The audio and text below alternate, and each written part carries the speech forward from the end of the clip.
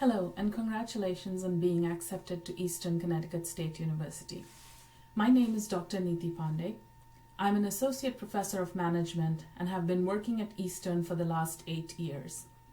Ever since I joined the faculty here, I have felt at home and can say with absolute certainty that I would not trade my experiences at Eastern for anything. The academic freedom and opportunities, the sense of community and collaboration, and the strong belief in and support of the values of a public liberal arts education make Eastern a unique institution in our state.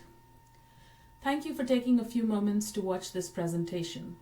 I will begin by telling you a little bit about myself, my background, and what I teach here at Eastern. I will then highlight a few important academic and professional opportunities that students studying business at Eastern can expect.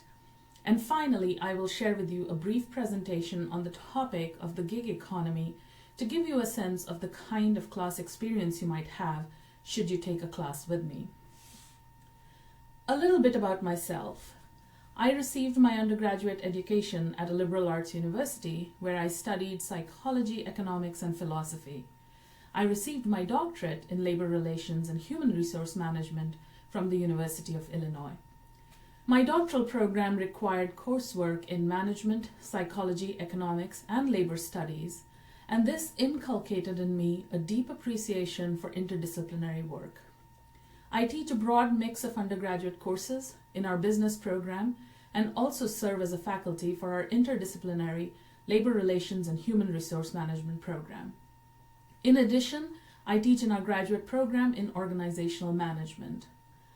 I also work with undergraduate students who are interested in research, and several of my students have had the opportunity to present their research papers at national conferences. And finally, I'm the advisor of the Eastern chapter of the Society for Human Resource Management, which is the world's largest professional network for human resource management practitioners.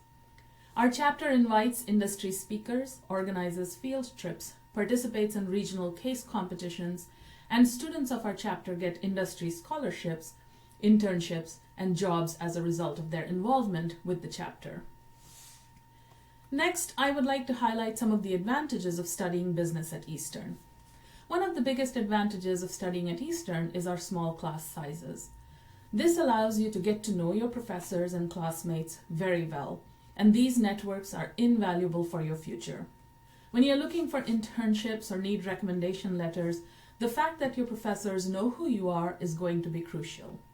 Small class sizes also make teaching incredibly more meaningful for us as faculty, since we are able to mentor you, our students, both academically and professionally. At Eastern, you'll be able to take full advantage of building mentoring relationships with business faculty that will last throughout your career. I have former students working at a variety of companies who have stayed in touch and returned to campus as speakers and mentors to our current students. The next advantage is our focus on employability skills, not just through our curriculum, but also through opportunities for professional networking and through our internship requirements. We have several professional student clubs that allow our students to meet and build relationships with other business students around the state and the country. Our guest speakers and industry events allow our students to meet and interact with their future employers. And our internship requirement gives our students prolonged pre-professional experiences, with many of our students successfully converting these opportunities into full-time jobs upon graduation. As a liberal arts university, we also value the skills that can be acquired through engaging in research with faculty mentors. Our students have increasingly become involved in research projects with several of our faculty members. Students get to spend time learning how to conduct research, collaborate with faculty, and develop crucial analytical and critical thinking skills through this process. Each year, selected students get the opportunity to present their research at professional conferences, an experience normally enjoyed by graduate students. I strongly believe that getting involved in a research project will add to your portfolio of skills that will make you attractive to employers, and at Eastern you will have numerous opportunities to do this if you are so inclined. We also emphasize community engagement and service learning. Many of our faculty, including myself, design and run projects in collaboration with local businesses and nonprofit organizations.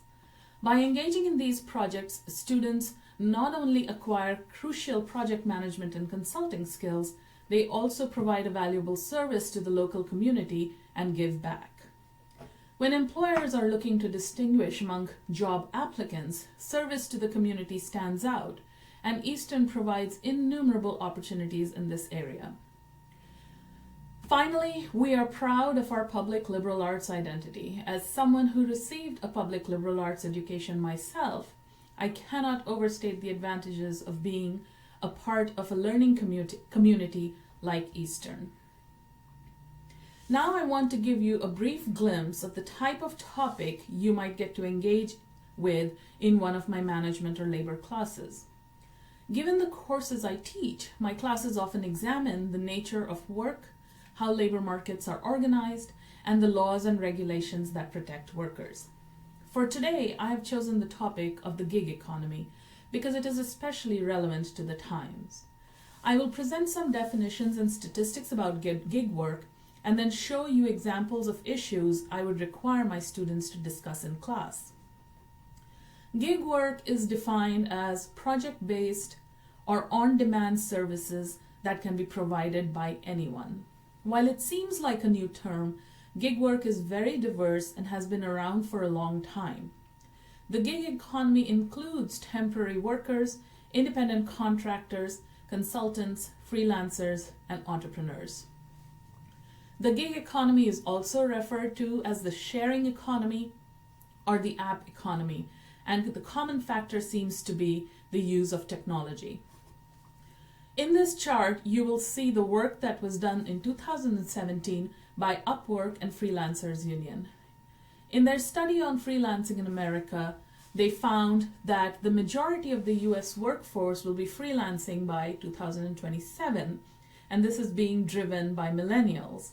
People are increasingly freelancing by choice and not just out of necessity.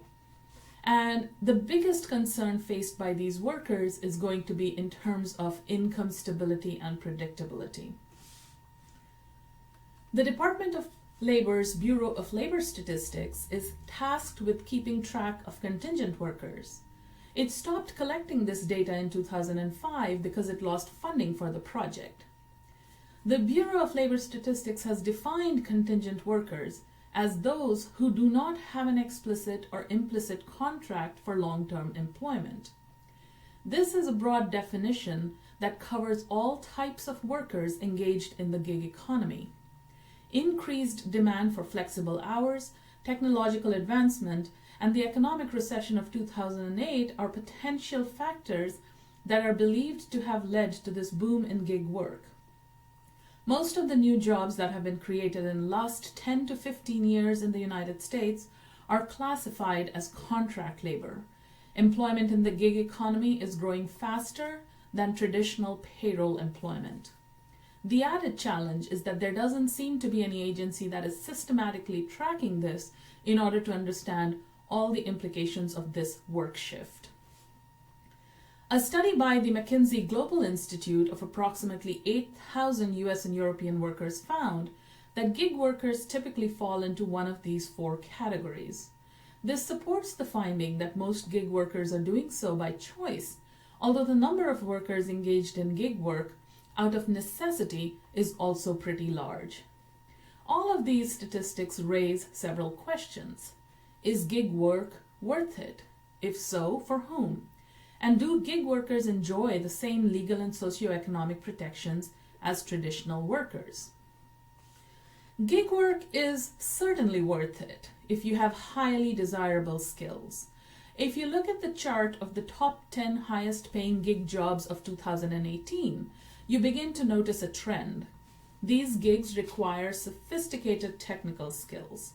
On the other hand, studies have shown that most workers in the sharing economy earn less than $500 a month. In fact, rideshare drivers, one of the most popular jobs in the gig economy, earn an average of $300 a month. Rideshare drivers' earnings after the company, such as Uber or Lyft, takes their share and before expenses such as taxes, fuel, insurance, maintenance, and repair tends to be somewhat minuscule. The chart on the right-hand side shows what some of these rideshare drivers' earnings are by city and state. Essentially, what this means is that some workers are finding success through this type of project-based work. But the majority of workers who engage in gig work that requires low skills are exchanging their labor for low wages, little growth opportunity, and a lot of uncertainty. At this point in the lecture, I like students to discuss the legal and social ramifications of gig work. Some of the topics we discuss are listed here on the slide. For instance, gig workers do not have the same protections under labor and employment laws because they're not classified as employees. This allows companies to take advantage of these workers by denying them stable employment contracts, important benefits such as health insurance, and other opportunities and protections that workers in traditional workplaces enjoy. There have also been well-documented cases of wage theft and abuse of low-skilled gig workers. So a current debate is focused around how to extend important legal protections to the millions of workers who are classified as independent contractors. Students are expected to draw upon their knowledge of the laws and systems they have studied in other business classes to examine these issues. At this point, I might also present students with a current challenge related to the topic. For example, as we speak, we're starting to learn that gig workers are extremely vulnerable in unstable economic times, such as the one brought on by the current pandemic. Reports are coming in of how gig workers' earnings are plummeting, and the lack of health insurance means that they have to work in unsafe conditions because in order to make a living, they are forced to interact with other people. The significance of the size of the gig economy is not lost on our government. For example, at the time of recording this, in the new stimulus bill, Congress for the first time is considering allowing gig workers to qualify for unemployment insurance.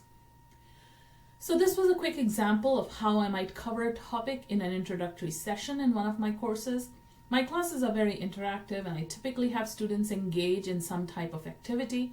For example, my plan for you, had you been in my mock lecture on campus, was to have you form into teams and come up with an idea for a gig business. Students typically engage in some project with practical implications, interacting with one another through discussions, presenting to the class, and engaging in more traditional lectures and testing. I hope I was able to provide you with a snapshot of some interesting information. If you have any questions about Eastern or the business programs, please feel free to email me. I do hope you choose Eastern as your new home for building your academic and professional life, and perhaps I will see you in one of my classes. I wish you all the best and hope you stay safe and healthy.